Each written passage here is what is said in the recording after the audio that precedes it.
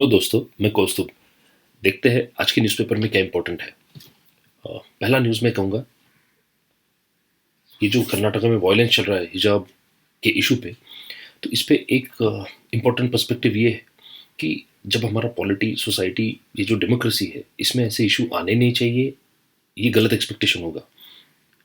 जब इतने diverse communities साथ में रहते हैं, इतने रिलीजन साथ में रहते हैं, इतना बड़ा एरिया इस कंट्री का है, लिंग्विस्टिक स्टेट्स है, ये इश्यूज आएंगे। सो ये जो कंट्रोवर्सीज है या इश्यूज है, ये हमेशा रहने वाला है। कुछ ना कुछ अलग अलग आप लोगों को कंट्रोल नहीं कर सकते। सो इतने लोग साथ में रहते हैं, फ्री माइग्रेशन है, कॉन्स्टिट्यूशनल राइट्स है, इंटरनल माइग्रेशन की बात कर रहा हूँ, तो ये इश्यूज आएंगे। सो हमारे डेमोक्रेसी का इम्पोर्टेंस ही ये है कि ये इश्यूज सॉल्व करने की एक प्रोसेस होनी चाहिए। राइट, तो एक प्रोसेस है। ये इश्यूज रास्ते पे वायलेंस से सॉल्व नहीं होने चाहिए। इसका एक प्रोसेस है, डायलॉग है, डिस्कशन है, डिबेट है, कोर्ट्स है, पार्लियामेंट है। That is the importance of democracy. Right, तो ये पर्सपेक्टिव आप जरूर रखिए। और इस केस में मैं कहूँगा, आगे भी ये न्यूज़ है कि कौन से केस में हाई कोर्ट से सुप्रीम कोर्ट में केसेस डायरेक्टली शिफ्ट कर सकते हैं और उसके क्लॉजेस क्या है, ये आप पढ़ लीजिए। Next, NMC once. सो आपने देखा होगा, काफ़ी एमबीबीएस स्टूडेंट्स चाइना में, रशिया में जाके एमबीबीएस करते हैं। अब यूएस और यूरोप अलग बात है, लेकिन जब आप चाइना रशिया में एमबीबीएस करते हैं तो वहाँ पे इशू आता है क्वालिटी का। प्लस आप अगर देखेंगे कि इन देशों का क्लाइमेट, जोग्राफी, वहाँ का जो पूरा इकोसिस्टम है, ये अलग है। तो नेचर ऑफ डिसीजेस और प्रॉब्लम्स आर टोटली डिफरेंट। और अब जब ये बच्चे, जिनको इंडिया में सीट्स नहीं मिलती है और बहुत ज़्यादा कॉस्टली है, जो कैपिटेशन फीस जहाँ जहाँ है इलीगल है, लेकिन ये फिर भी काफ़ी हद तक ये होता है। तो ये जो बाहर सस्ते में चाइना में और रशिया में डॉक्टर्स बनते हैं, ये बाद में इंडिया में जब आते हैं तो इनको एक एग्ज़ाम देना पड़ता है। राइट, नेशनल लेवल पे एक एग्ज़ाम होता है। वो अगर क्वालिफाई करते हैं तो ही ये लोग प्रैक्टिस कर सकते हैं इंडिया में। तो मैंने ऐसे काफ़ी केसेस मेरे भी करियर में देखे हैं कि जो ये बच्चे बाहर से आते हैं, ये एग्ज़ाम क्वालिफाई नहीं कर पाते। प्लस लोकल डिसीजेस का नॉलेज उनको कम होता है। ये प्रॉब्लम्स की वजह से ये कितना फ़ायदेमंद है वहाँ जाके एमबीबीएस करना, इस पे एक क्वेश्चन मार्क है। तो अभी कोविड के कंस्ट्रेंट्स है, ट्रैवल रिस्ट्रिक्शंस है, इसलिए ये वार्निंग यहाँ पे दी गई है। ये न्यूज़ इंपॉर्टेंट नहीं है, this word quarantine is important. तो इस शब्द के बारे में, राइट, आप एक अच्छा नोट 50 पेज 50 वर्ड्स का बना लीजिए। कौन सा एक्ट है इंडिया में जिसके तहत ये क्वारंटाइन इम्प्लीमेंट किया जाता है, epidemic diseases act and all. So study the conditions under which quarantine is implemented in India. Next, अभी निर्भया फंड। तो बहुत डीप में नहीं जाऊंगा, ये चीज़ ये न्यूज़ इतना इम्पोर्टेंट नहीं है। लेकिन ये जो केस था, दिल्ली रेप केस, जो निर्भया केस माना जाता है, तो इस केस के बाद जो जस्टिस वर्मा कमेटी रिपोर्ट था और लॉ आया था। सो वो जो रिपोर्ट है और जो लॉ आया था about violence, and then the debate about gender neutral definition, right, of rape laws. तो ये सब इससे रिलेटेड है। ये फंड क्यों बना था, उसमें कितना पैसा है, ये किस लिए स्पेंड हो सकता है, कौन इसको स्पेंड कर सकता है और अब तक कितना स्पेंड किया, ये सब चीज़ें आपको देखना ज़रूरी है। Next, government draft policy switch to e vehicles. ये it's mandatory, right. So state has this power, right, कोई भी स्टेट, मतलब सेंट्रल और यूनियन और स्टेट गवर्नमेंट, तो ये हमारे पास लॉ बना के मैंडेटरी कर सकते हैं। This is very very good step कि एयर पोल्यूशन दिल्ली में कम हो सकता है, या बढ़ेगा नहीं। कम होगा कि नहीं पता, लेकिन और बढ़ेगा नहीं। दूसरा, अ, ये एक एग्जाम्पल है कि ये जो गवर्नमेंट ने, दिल्ली गवर्नमेंट ने पॉलिसी बनाई, ये पॉलिसी अवेलेबल है इंटरनेट पे। आप जाके देख सकते हैं, पढ़ सकते हैं, कमेंट्स कर सकते हैं, और वो फीडबैक को लेके वो उस पॉलिसी में चेंज लाएंगे फाइनल पॉलिसी में। तो this is an example of participatory decision making, right, या participatory democracy, right. So this is good example कि गवर्नमेंट कोई भी रूल बनाता है तो उसके पहले उसको ट्रांसपेरेंटली पब्लिक डोमेन में रखना चाहिए, उस पर कमेंट्स देखना चाहिए। तो बाद में जो तकलीफ होती है, जैसे फार्म बिल्स के बारे में हमने देखा कि फिर इम्प्लीमेंट करने में दिक्कत होती है, उसको रोल बैक करना पड़ता है, स्ट्रीट वायलेंस होता है, डिसरप्शन होता है, तो ये नहीं होना चाहिए। तो this participatory decision making process and participatory democracy, so हम रिप्रेजेंटेटिव से पार्टिसिपेटरी डेमोक्रेसी की तरफ इस तरह बढ़ सकते हैं। Next, liquor vents. अगेन इसके पहले भी सेशंस में ये बात हो चुकी है कि हमने देखा है कोविड के बाद state governments, union government, union की तो बात छोड़िए, खैर स्टेट गवर्नमेंट्स को बहुत तकलीफ है in terms of revenues, they are all struggling. तो अब ये रेवेन्यूज के लिए उनके पास मेन सोर्सेस है पेट्रोलियम, यानी फ्यूल्स, और दूसरा है लिकर, अल्कोहल। तो वो आप देख रहे हैं कि अब दिल्ली में BJP is in opposition, right. तो ये अल्कोहल, आप केरला की बात कीजिए, महाराष्ट्र की बात कीजिए, दिल्ली में की बात कीजिए, हर जगह state governments are promoting liquor, या नए इवेंट्स खुल रहे हैं, लाइसेंसेस इजीली दिए जा रहे हैं। जैसे महाराष्ट्र में पॉलिसी है कि शॉपिंग कॉम्प्लेक्स में आप वाइन्स बेच सकते हैं। तो अब ये जो है इसमें इट्स डिफिकल्ट टू चूज, क्योंकि कॉन्स्टिट्यूशन अगर देखेंगे तो कॉन्स्टिट्यूशन में आर्टिकल 48 है, आप देखिए इसको, कि प्रोहिबिशन प्रमोट करना चाहिए, स्टेट ने इनकरेज करना चाहिए, ये चीज़ वहाँ पे दी है। इसमें on a lighter note I would say कि if you can go through, तो Madhushala, it's a very nice book and composition by Harivansh Rai Bachchan, तो काफ़ी फेमस है। तो ये आप जस्ट ऑन लाइटर नोट, आपको इंटरेस्ट होगा तो आप पोएट्री वो देख सकते हैं। It's very nicely and subtly composed poetry by Harivansh Rai Bachchan. Next, HC order accepting national security होगी। तो ये जो है ना कि आर्टिकल 19, अभी ये मीडिया के बारे में है, केरला हाईकोर्ट का जजमेंट है कि लाइसेंस रिवोक किया गया है इंफॉर्मेशन एंड ब्रॉडकास्टिंग मिनिस्ट्री की तरफ से, एक मलयालम न्यूज़ चैनल का, मीडिया वन। अब यहाँ पे इशू ऐसा है कि अगेन आपको चूज करना होता है कि ये जो रेस्ट्रिक्शंस है 19.2 में, रीजनेबल रेस्ट्रिक्शंस, ये वर्ड बहुत इंपॉर्टेंट है, reasonable restrictions. So media freedom is under article 19(1) only, 1A। तो ये मीडिया का फ्रीडम है, free press, right, freedom of speech and expression, इसका ही इसके ही अंडर वो फ्री प्रेस आता है। बट रीजनेबल रिस्ट्रिक्शंस अप्लाई हो सकते हैं। तो यहाँ पे हमको पता है कि मीडिया का रोल डेमोक्रेसी में एज अ वॉचडॉग होता है, लेकिन अगर वो गवर्नमेंट को क्रिटिसाइज करता है, स्टेट को क्रिटिसाइज करता है, तो फिर ये टेंडेंसी होती है गवर्नमेंट्स की मीडिया को उसकी फ्रीडम को कर्ब करने की, क्योंकि वो ट्रांसपेरेंटली चीज़ें बाहर ला सकता है, उससे पावर अफेक्ट हो सकता है गवर्नमेंट का। तो ऐसे इसमें it is called chilling effect, right, chilling effect. इसके बारे में सुप्रीम कोर्ट के जजमेंट्स भी है, आप देखिए। लेकिन इसमें इंपॉर्टेंट क्या है कि ये जो रीजनेबल वर्ड है, तो ये रीजनेबल रिस्ट्रिक्शंस क्या है। फॉर एग्जांपल हमने देखा कि national security is one clause, national security है, रिलेशंस विद फॉरेन कंट्रीज है, पब्लिक मोरालिटी है। तो आप एक एक चीज अगर ये देखेंगे 19.2, so I am not, I am just giving a constructive criticism of constitutional provision कि 19.2 में जो रीजनेबल मेंशन है ये काफी ओपन एंडेड है, right, to the extent of being vague. आप नेशनल सिक्योरिटी बोलेंगे तो national security is a very broad domain, right. आपने देखा बहुत ब्रॉड डोमेन है, नेशनल सिक्योरिटी को थ्रेट है या नहीं है ये कौन डिसाइड करता है। तो यहाँ पे काफी डिस्क्रिशन आ जाता है, राइट। या हम पब्लिक मोरालिटी कहेंगे, अगेन अलग अलग कल्चर में अलग अलग चीजें मॉरल या इमोरल हो सकती है। तो India is very diverse country, so public morality को या पब्लिक सेंटिमेंट को क्या हर्ट करेगा ये आप प्रेडिक्ट करना बहुत मुश्किल है इंडिया जैसे कंट्री में, उसका लाइन ड्रॉ करना बहुत मुश्किल है। और वक्त के साथ ये पैरामीटर्स बदलते भी जाते हैं। तो national security, public morality, relations with foreign countries, so it's very very open ended. तो ये इतना ओपन एंडेड है कि ये काफ़ी डिस्क्रिशन प्लेस करता है गवर्नमेंट या इम्प्लीमेंटिंग एजेंसीज के हाथ में। तो इससे जो हो सकता है, इससे we become kind of administrative state, ये टर्म यूज़ किया जाता है।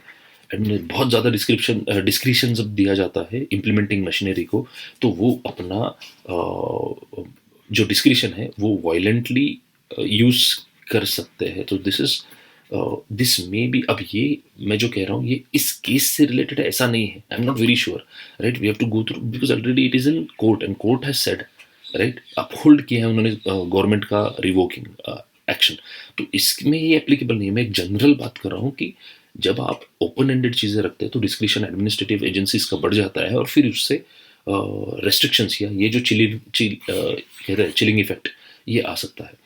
तो इसके बारे में आप सोचिए। Next, local job laws this raise constitutional questions.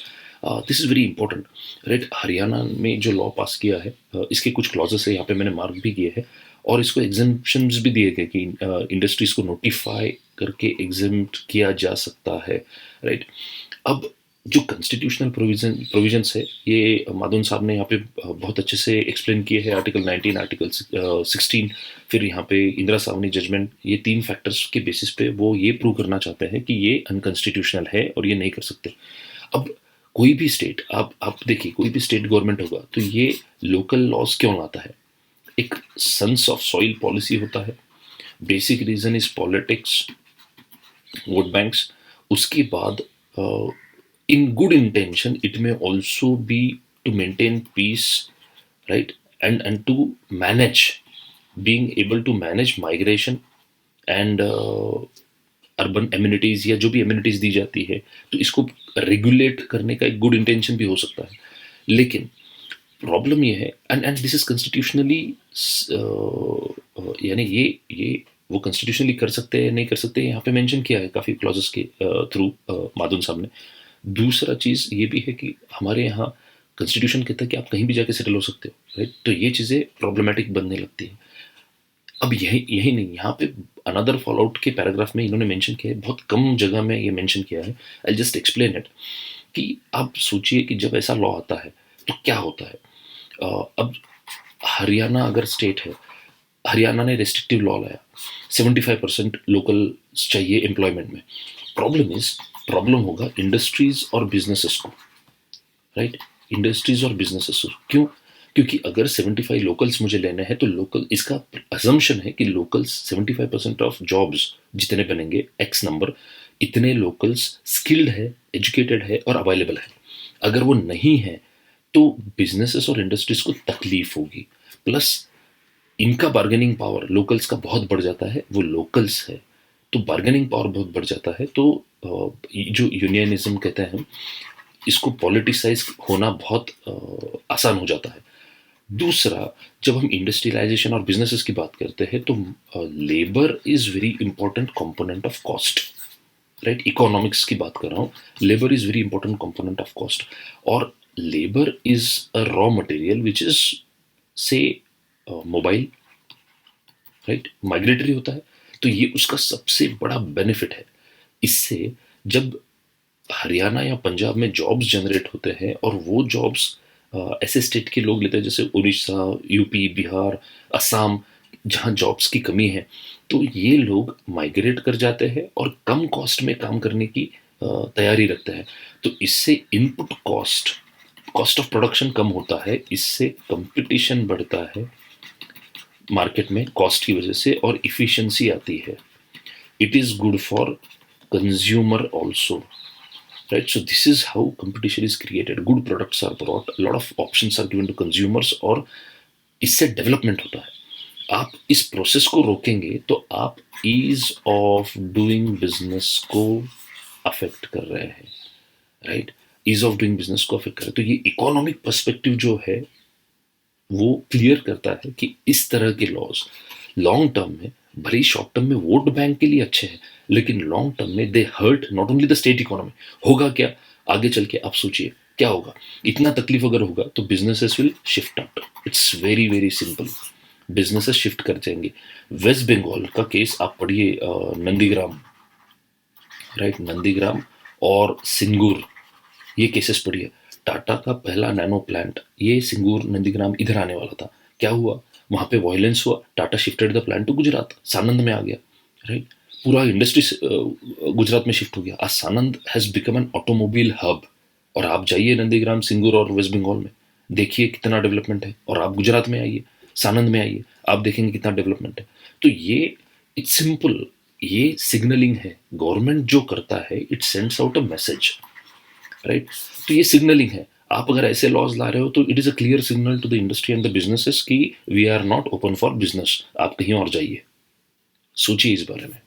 Next, MSP scheme to transform Indian agriculture decentralise plan. यहाँ पे भी अब कुछ पर्सपेक्टिव ऐसे है कि जो इस आर्टिकल में दिए हैं या न्यूज़पेपर्स में दिए हैं या एक्सेप्टेड विजडम होगा, इसके अगेंस्ट जाएंगे।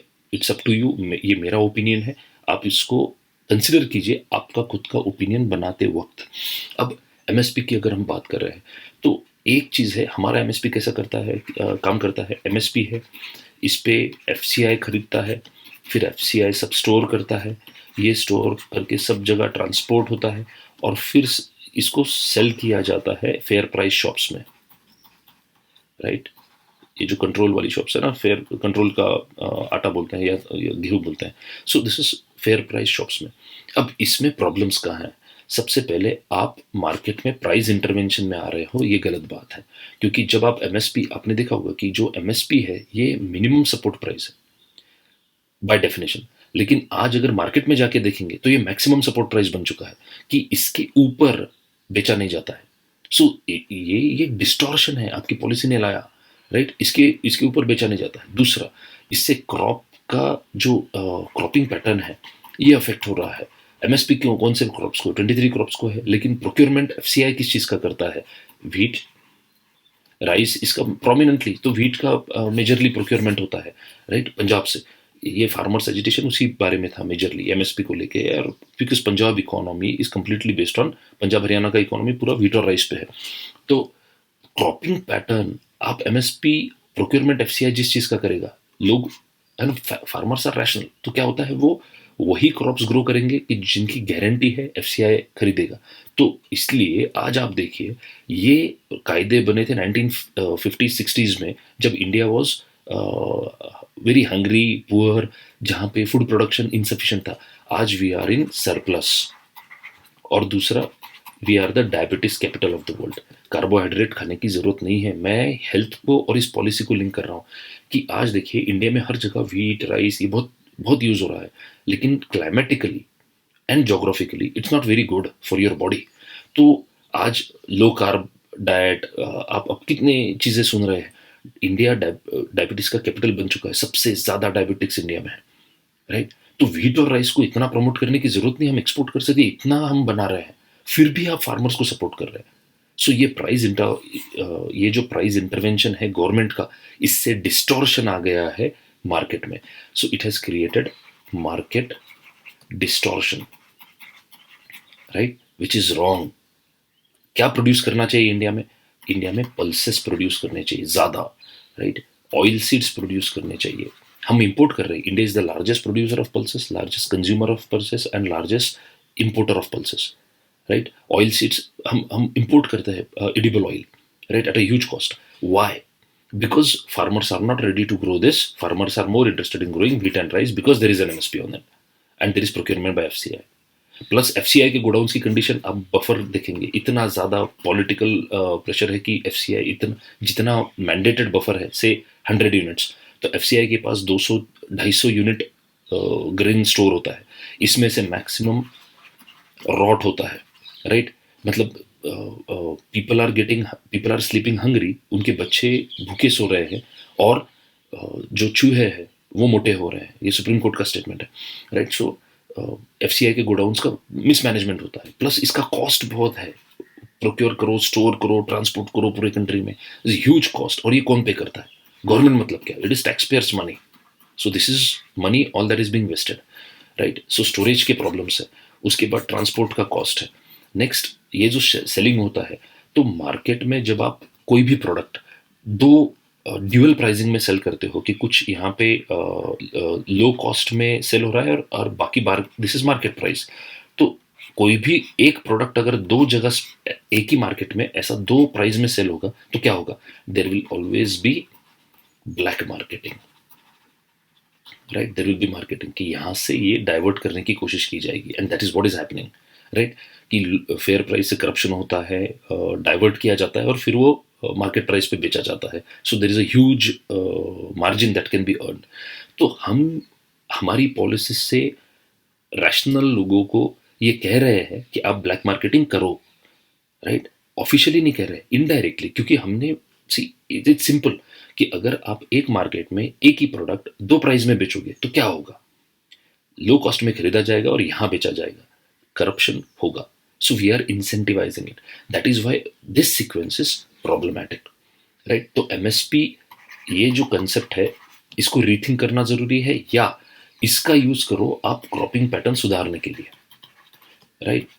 आप प्रमोट करो वो क्रॉप्स की जो, जैसे पल्सेस है, ऑयल सीड्स है, इनको प्रमोट करने के लिए एमएसपी का यूज करो। दूसरा, इसको पॉलिटिसाइज करना बंद करना चाहिए, राइट? और ये जो सब प्रॉब्लम आ रहा है, ये क्यों आ रहा है?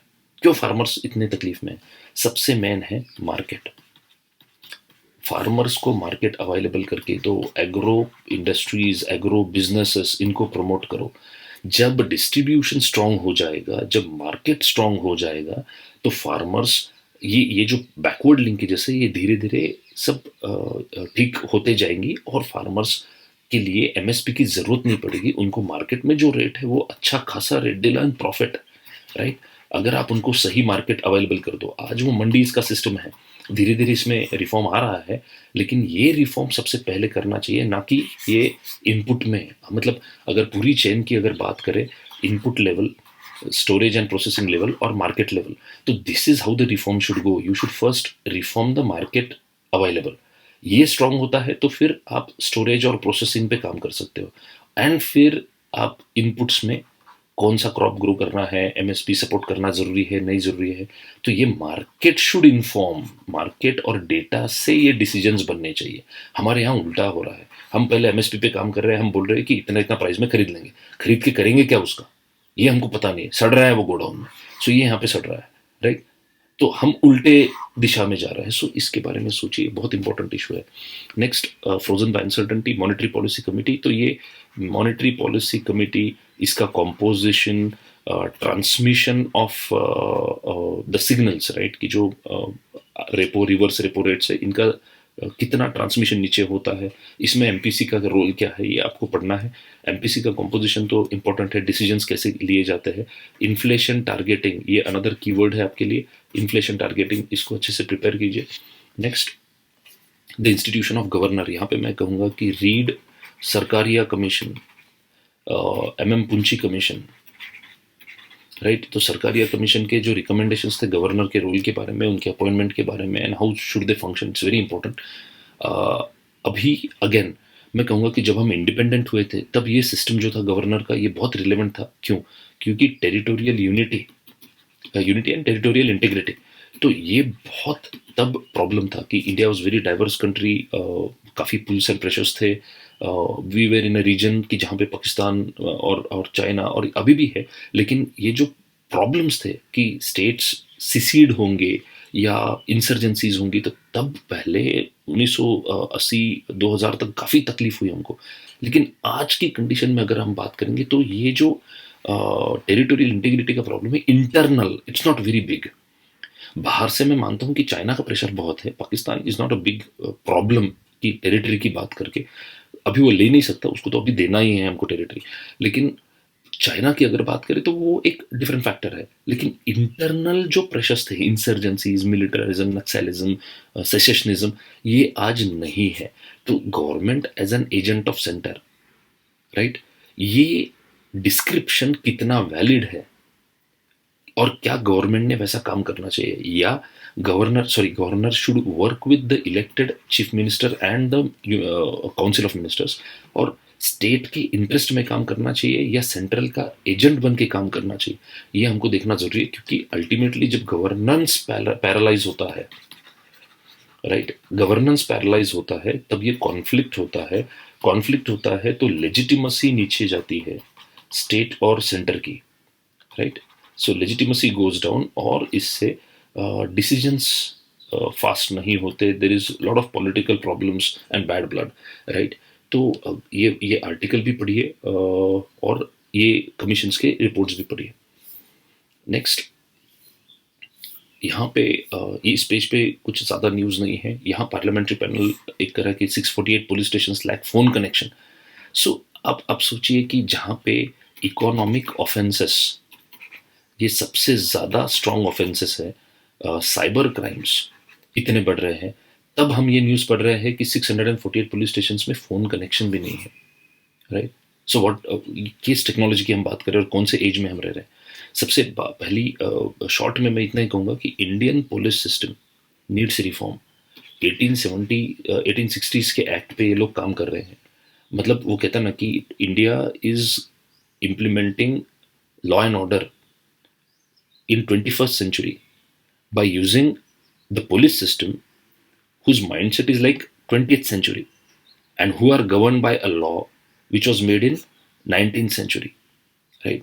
तो ये मतलब सिस्टम आपका 20वें दशक का है और उसके कायदे 19वें दशक के हैं और आप 21वीं सदी में काम कर रहे हो, तो ये बहुत प्रॉब्लमेटिक है। क्योंकि जब तक पुलिस और जुडिशरी ये रिफॉर्म नहीं करते, इंडिया में इकोनॉमिक प्रोग्रेस या इंडिया इकोनॉमिक पावर हाउस बनने के जो चांसेस है वो बहुत कम है, राइट? ये बहुत डिटेल में बाद में कोई इशू में मैं डिस्कस करूंगा। नेक्स्ट, एडीआर रिपोर्ट, तो ऐसी रिपोर्ट आपने पढ़ने चाहिए, right? Association for democratic reforms. So PRS India, इनके रिपोर्ट्स अच्छे होते हैं, एडीआर की रिपोर्ट अच्छे होते हैं, ये हमको काफ़ी इंफॉर्मेशन और पब्लिक एजुकेशन का काम करते हैं। Next, too early to intervene in Karnataka, transfer the petition from, तो ये मैं आपको तब से कह रहा था कि यहाँ पे इस आर्टिकल में बहुत सारे सवाल उठाए गए हैं, स्पेशली यहाँ पे और यहाँ पे, कि क्या परमिटेड है, कोर्ट ने क्या करना चाहिए, इंडिया में क्या परमिटेड है, आर्टिकल 25 26 रिलीजियस फ्रीडम के अंडर हिजाब आता है नहीं आता है। तो ऐसे सही सवाल ये आपको पूछते आने चाहिए, आप इसको पढ़िए, इट इज़ इम्पोर्टेंट।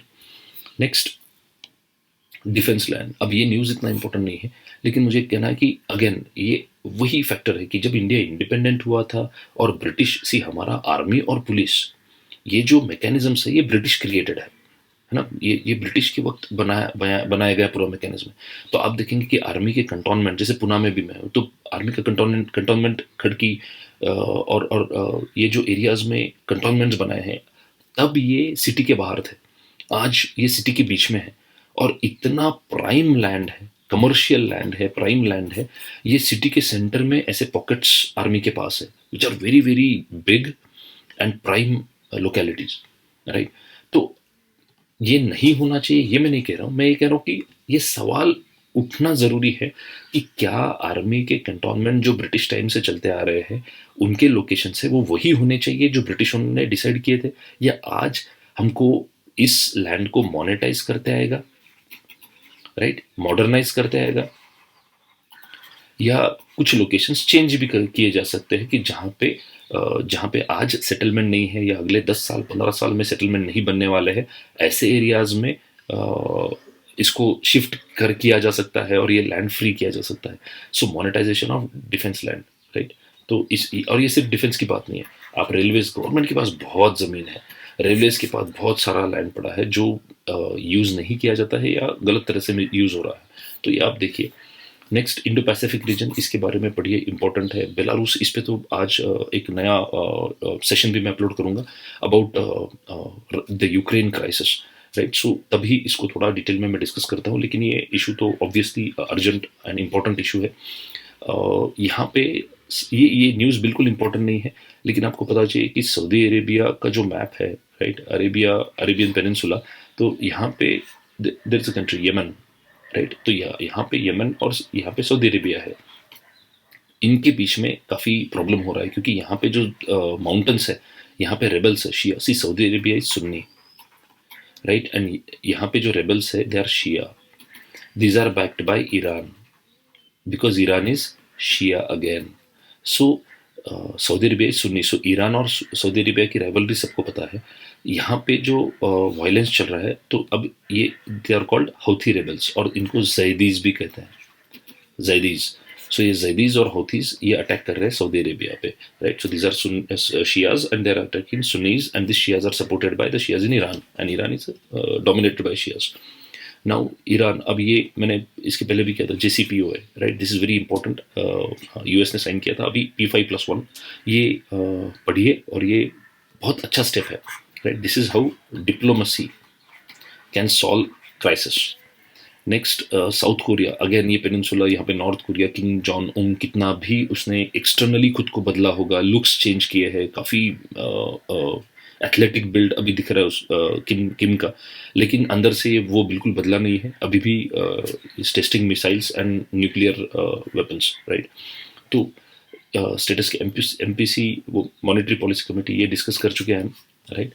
क्रिप्टोज, यहाँ पे ये भी बहुत इंपॉर्टेंट इशू है, इस पे भी एक सेशन में बनाने वाला हूँ कि क्रिप्टोज जब हम कहते हैं तो गवर्नमेंट का पहला रिएक्शन सब जगह, सिर्फ इंडिया में नहीं सब जगह, is to interpret it as a threat, which is not very, I mean, yes, why it is like that, कि क्यों सरकार को क्रिप्टो एक थ्रेट लगता है, राइट।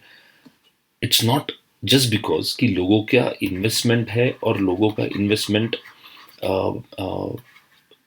काफ़ी फ्रजाइल या वोलाटाइल है तो लोगों का नुकसान हो सकता है, ये तो एक रीज़न है, देर इज़ नो प्रॉब्लम या इस पर कोई डाउट नहीं, लेकिन there are other reason also कि why governments consider crypto as a threat, right. So I will be explaining this in a special session that I will be conducting. Next, coal deficit. अब ये classic case है, आपने देखा कि air India अभी privatise हो गया, टाटा को बेच दिया। कोल में पता है कि इंडिया में कोल कौन माइन कर सकता है, it is only CIL. Private companies को अलाउड है, लेकिन सिर्फ कैप्टिव यूज के लिए, वो बेच नहीं सकते, commercial mining is not allowed. ये पॉलिसी है गवर्नमेंट का, ये अभी मोदी गवर्नमेंट ने लाया था, coal mine special provisions act, right. तो इसके पहले 2014 तक तो मतलब वो कोल का एलोकेशन ये ऐसा था कि सिर्फ सीआईएल माइन करता था, कैप्टिव यूज के लिए अभी परमिट किया, कमर्शियल माइनिंग इस लॉ से लाने वाले थे, लेकिन फिर भी अभी भी completely we have not been able to allow commercial mining in India. तो इसका परिणाम क्या है? इसका परिणाम ये है कि India is fourth largest, right, we India has fourth largest reserves, right, of coal. Still India imports more than 250 million tons of coal, right, इतना इंपोर्ट करते हैं, राइट। क्यों? इनएफिशिएंसी। ये इंडस्ट्रीज, आप ये आर्टिकल पढ़िए, इंडस्ट्रीज और ये सब कंप्लेंट करे प्राइम मिनिस्टर को कि कोल क्राइसिस है हमारे यहाँ, राइट। अभी भी कोयला नहीं है, power plants they are running on plant load factor of less than 50%, right, capacity use ही नहीं हो रहा पावर प्लांट्स का। तो यहाँ पे भी आप रिफॉर्म की बात करेंगे तो आप देखिए कि coal mining, production of power, right, ये डिस्ट्रीब्यूशन एस्पेक्ट, उसका ट्रांसपोर्ट एस्पेक्ट और यूज एस्पेक्ट, एंड यूज। तो यूज क्या है कोल का? इंडस्ट्रीज में होता है और थर्मल पावर में होता है। तो आप देखिए गवर्नमेंट ने क्या किया, यहाँ पे रिफॉर्म नहीं किया, this is CIL, right, dominance. यहाँ पे commercial mining is not allowed, right, transport is okay, ये तो इतना बड़ा फैक्टर यहाँ पे नहीं है, वो होता है। यहाँ पे हमने क्या किया, हमने we reformed this and we privatised, allowed private entry here. तो आपने देखा होगा UMPPs, ultra mega power projects, thermal power plants, industries, ease of doing business, हमने यहाँ बहुत चीजें की, राइट। लेकिन ये सब किस चीज पे खड़ा है? It's like, see, all this works only when this works, right. इतना आप उसको डेवलप करोगे तो इसको फ्यूल करने के लिए एनर्जी किधर से आएगी, राइट। वो तो कोयले से आनी है। हमारे यहाँ पे 70% of the economy is depends on coal energy. Coal is the root energy in electricity, right, 60-70%। तो ये कहाँ से आएगा? ये आएगा यहाँ से। अब यहाँ पे बॉटल नेक है ना, आपने इसको चोक करके रखा है। You don't allow private agencies to mine, commercial mining allowed ही नहीं, गवर्नमेंट ही करता है, सीआईएल ही करेगा, या only government agencies, right, are allowed to mine. अब यहाँ पे इनएफिशिएंसी है। अब अगर यहाँ इनएफिशिएंसी, तो ये आपका इतना सारा मेहनत पानी में जाएगा ना। वही हो रहा है आज, सब इंडस्ट्रीज है, इंडस्ट्रीज, थर्मल पावर प्लांट्स। देखिए यूएमपीपीज के बारे में, right, are they functioning on full capacity? No, right. Why? Because coal नहीं है और हम इंपोर्ट कर रहे हैं बाहर से। Is it good? So reform कहाँ होना चाहिए था सबसे पहले? यहाँ रिफॉर्म उल्टा, एग्रीकल्चर में मैंने कहा मार्केट में, तो यहाँ सबसे पहला रिफॉर्म यहाँ होना चाहिए था। सी, हर रिफॉर्म का अपना एक सीक्वेंस होना चाहिए। तो इस लाइन को अगर आपको रिफॉर्म करना है तो सबसे पहले इसको रिफॉर्म करो, देन इसको, देन आप ये सब डेवलप करो, so that you are sure कि कोयला अवेलेबल है, राइट। नेक्स्ट, ये स्पोर्ट्स की न्यूज़ है, ये आप देख लीजिएगा। ये आईटीआर टेक्नोलॉजी के लिए है। Tokamak is a nice term here, जिसको आपको पढ़ना है, सर्च करना है। ये इंटरनेशनल प्रोजेक्ट है, आईटीईआर। सो ये फ्यूजन टेक्नोलॉजी है, इसके बारे में आप पढ़िए, काफ़ी अच्छी तरह से एक्सप्लेन किया है। बाकी तो यहाँ पे इतना इंपॉर्टेंट कुछ नहीं है। This is all from my side for today. Have a very nice day, and do not forget to subscribe to this channel. Click on the notifications icon, like and comment on this video. Share it if you like it. Thank you.